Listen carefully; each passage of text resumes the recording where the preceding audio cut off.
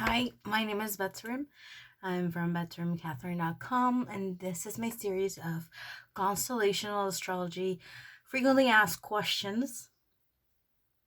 And this is where I spill the tea, cosmic tea, chit chat, and astrology, making it accessible for new people who don't really know anything about it and don't really know why they should even worry about it, or think about it, or explore it. So I have been studying astrology for the past almost 5 years. It has been an interest of mine since my teenage years, but at the time I didn't really explore it in depth because I was more interested in psychology.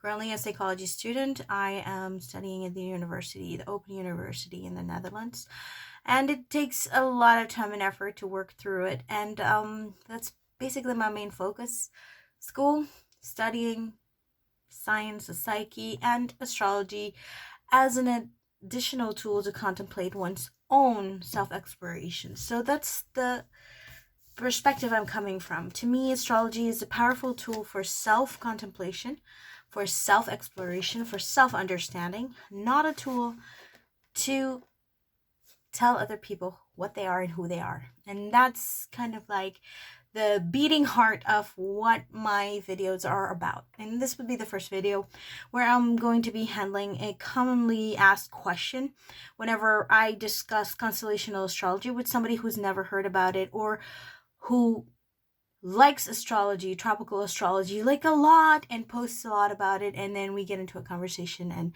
I get the question, I don't really think it matters, which actually is a question, does it matter?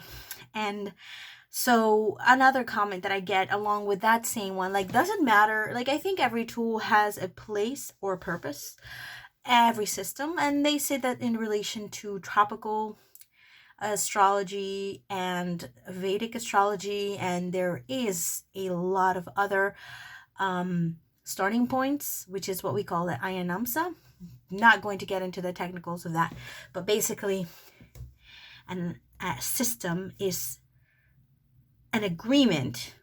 Most of these systems are agreements made where they've taken a moment in time, a snapshot in the past at some point, and made that the standard, calibrated the tool to that. That would be the short story of it all, because astrology is, after all, a way to determine how all the different moving parts in the heavens were at the time of your birth. And so it needs certain type of precision, and it also is calibrated to, in this case, with tropical, a calendar. And that is exactly why each system has a place or a purpose, because the purpose of tropical astrology was actually an old collective agreement made under the influence of the ideology that man is master over nature, which means we're going to divide up the days, we're going to divide up the months, and we're going to decide when a season starts and when it ends. And this was introduced with the Gregorian calendar, and it is fixed, symmetrical, and it's commonly accepted. When I say commonly accepted, I mean we grew up with teenage magazines that told us what sign we were and what was happening for our sign that month. And I remember being a teenager and being curious about this whole thing, and I would read which month I'm in and what I'm about, supposedly. And I was disillusioned fairly early because I could not identify true parts of myself, like my nature, with what was being described. And I would often just kind of tune out because of it.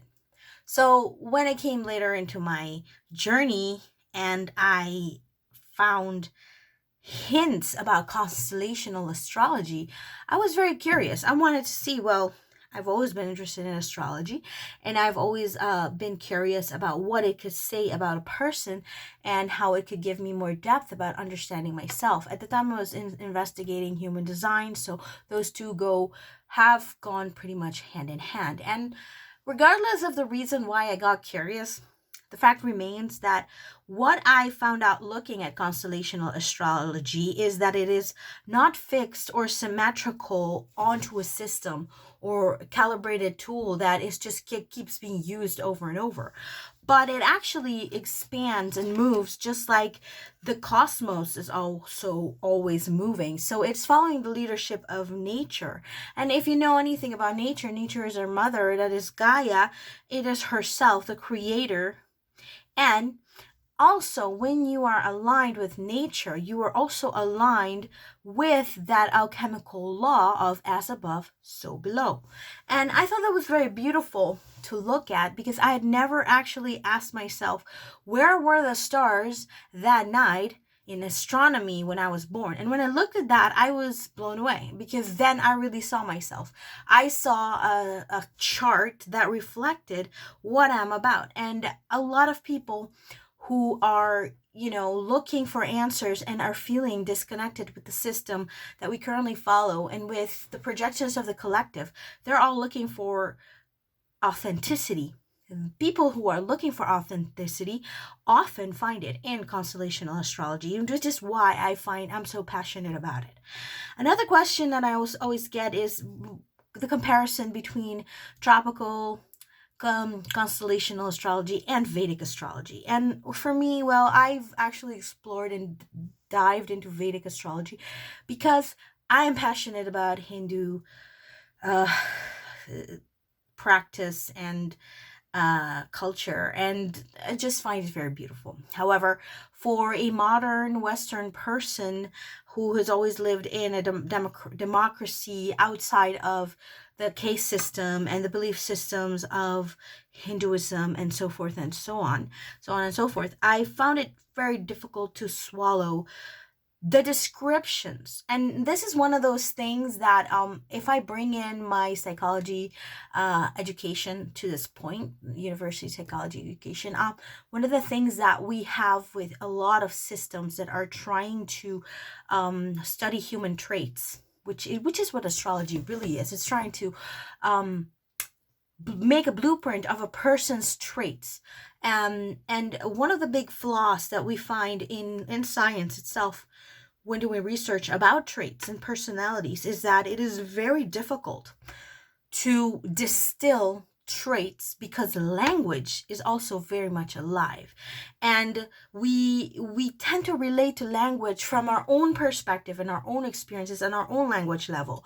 So what happens when you ask someone, are you someone who's conscientious, which is an example of one of the big five in psychology, a person might say yes, based on the idea that they think about things, and maybe they want to preserve nature, and they're all like green and so on. But conscientious can involve a lot more things, and going in depth with it sometimes it's difficult for people to describe who they are based on language alone, because language is actually a type of intelligence that we develop over our life. So I had a very hard time processing things that were described in Vedic for my natal chart because of the language.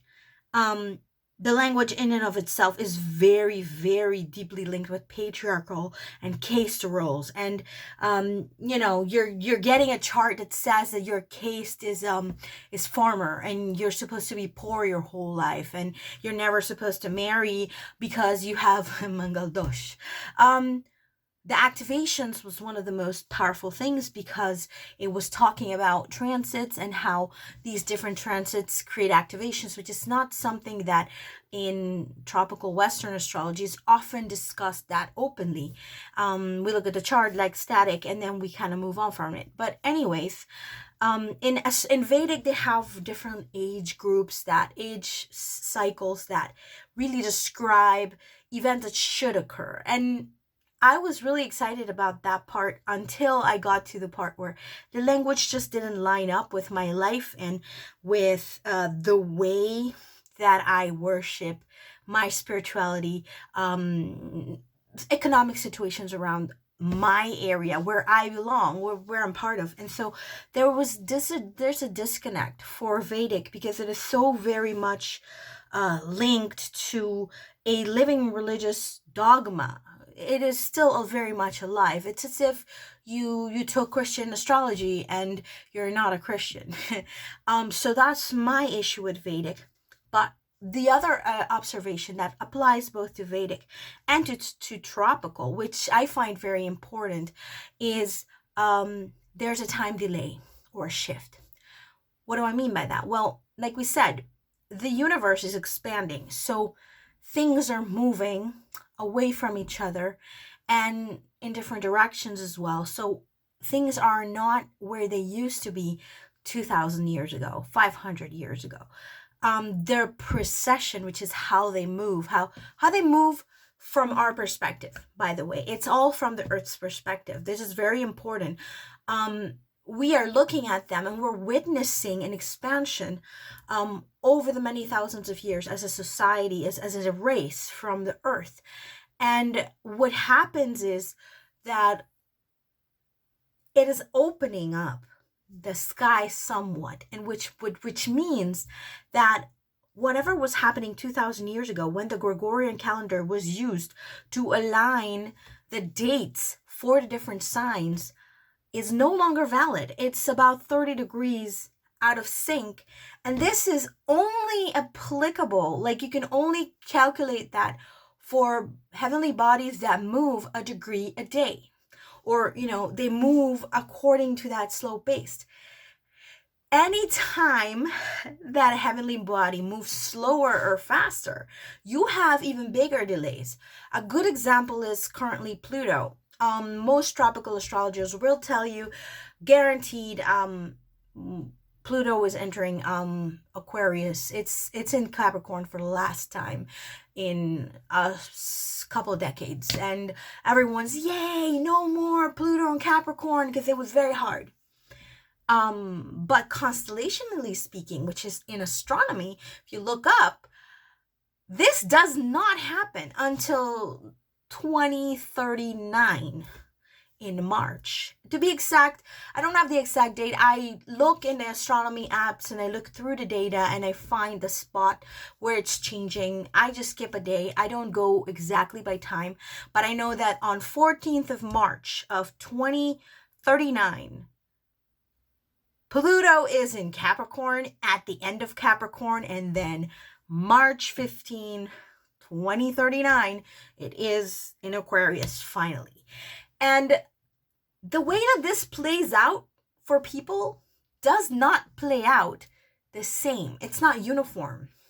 It will matter what sign it is in for you, like what is happening in Aquarius for you, the aspects that are happening, the phase you're in your life. It just depends on a lot of things how the interpretation happens. At the time it will move into that, it will still be in my 9th house, and it will move into my 10th house somewhat later, which means I will be dealing with those themes of transformation in higher education and relocation, and thinking about relocating, thinking about changing something, which is really fun to think about. But, it's not 2039. It's a bit far from now. It's 15 years from now. And I appreciate knowing this, because then I don't follow a hype. But one of the things that I find really important for myself, and this is my closing thought and my closing, we would say argument, but it's not an argument. It's just me passionately sharing what I care about. What I care about is this. So I really loved learning about the psyche through the I Ching with Carol K. Anthony. I recommend reading that book. It is very beautifully written, but there's a journey that Carol K. Anthony goes through with the sage, and this is the cosmic sage. And the cosmic sage speaks about humanity being tied up in a bag by the ego, and how when we are bound and gagged, our unique true self, our higher self, our soul, is bound and gagged and put in a sack behind the ego who is now running the show and on stage and putting on a show and creating an image of who we are, when we're doing that, we're not only affecting ourselves and creating fates, which is a principle of the I Ching, in that sense, through the teachings that Carol K. Anthony reveals with her journey with the I Ching. She talks about it, and it really makes sense to me that if we collectively, and I'm talking about all of us together, believe certain things and project certain things upon each other, upon nature, upon animals, we will see things that are aberrant. We will see things that are not in the flow, where that heaven and earth connection, the creative and the passive, that flow that's happening between light and darkness is not in union. It's not in that state of Wu Wei. I love Wu Wei. So then what happens is, as long as we keep playing our part, our assigned role in this collective agreement that is made by groups of people with a leader that is human, which means the human has cast a vision on everyone. This is who you are. This is what you're supposed to be. You can be a farmer, you can be a politician, you can be an artist, and you are going to suffer your whole life financially because we don't really like people like you. Like this kind of like case system, assignment system, you cannot then flow into the energy available, which is in the abundant cosmos, because the abundant cosmos is the potential. Everyone talks about manifesting, but if you still agree with collective agreements that are under the influence of somebody else, they're fixed. That means you cannot break out of it. You cannot change it. You can transform it. You can't. And if it's commonly accepted, guess what? You're going to fall into that energy that other people tell you what you are. And then the question is, does it matter? Well, I think like this. Matter, the material realm, is mother. Mother gives us that ability to live and experience life as such. In this sense, I'm very Taoistic, and my spirituality is very mixed with the Oriental and the Hinduism and all those other things, but with a tad more simplistic.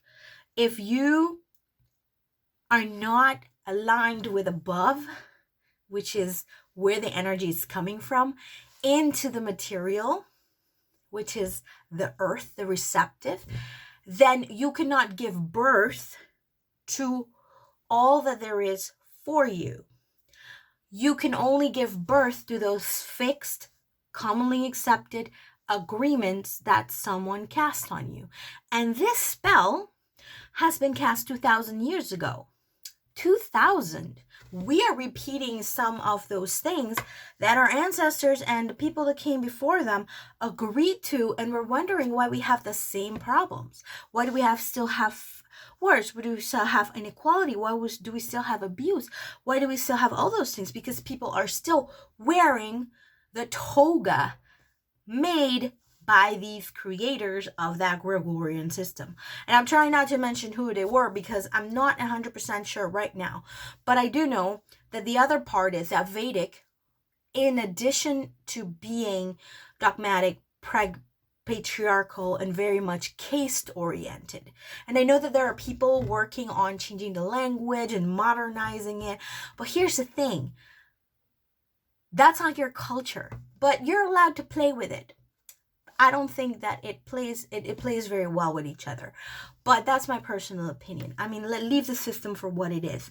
What I'm talking about is that if you're out of alignment, you're out of the right timing, nature's timing, then you will miss the opportunity to grow and yield the fruit.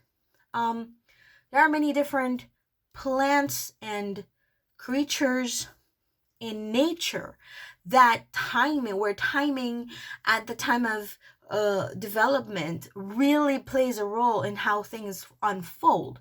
That is also the case for us.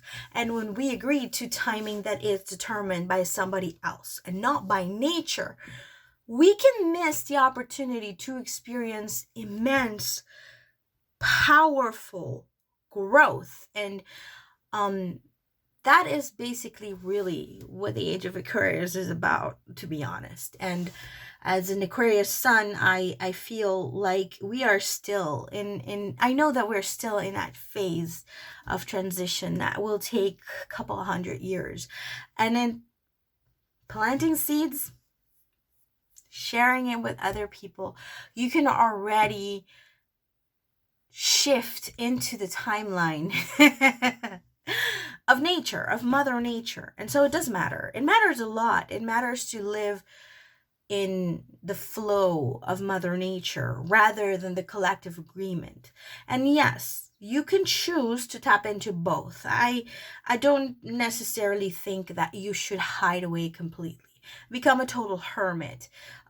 We have work to do, as everybody does in this wonderful thing called life, being an active participator, being part of the creation process and of change. And, you know, doing our part is not something that should take too much time. And so I closed my video, my first video for today with if the frequently asked questions. Constellational astrology, does it matter? Yes, it is Mother Nature. Then, does every system have a place or purpose? Absolutely. Some are collective agreements, some are religious dogmas and patriarchal power structures, and others are literally helping us align with the alchemical law of as above, so below. And finally, check out my next videos where I will share a little bit more about constellational astrology, and depends on what questions come up. Have a great day. Bye.